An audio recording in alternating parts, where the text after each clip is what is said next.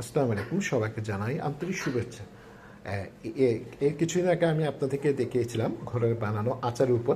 আজকে দেখাবো একদম কাঁচা আমের তৈরি আমসত্ত্বা, যেটাকে আমরা আমসত্ত্বা বলে। খুবই মজা।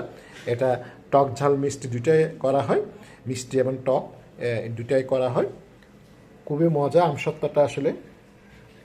এটা কাঁচা আমের রস নিয়ে সেটাকে আপনার রোদে পুড়িয়ে এটাকে অনেক কষ্ট করে আসলে এই জিনিসটা করা হয়। খেতে কিন্তু অনেক সুস্বাদু।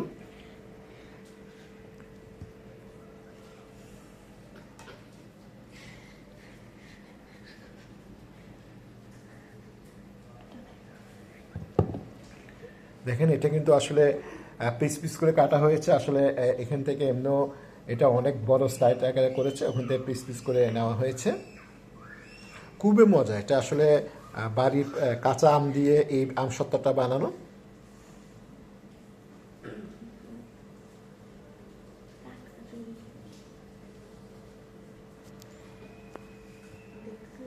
আমার কিন্তু খুবই মজা লাগে।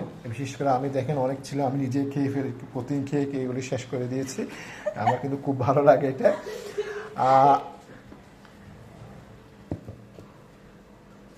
আমি আপনাদেরকে এর আগে বাসায় বানানো বিভিন্ন ধরনের আচার দেখিয়েছিলাম। তো অনেকে বলেছে যদি আপনার ওখানে যদি আমসত্ত্বা রেডি করে থাকে তাহলে একটু আমাদেরকে দেখাবেন ভিডিওতে।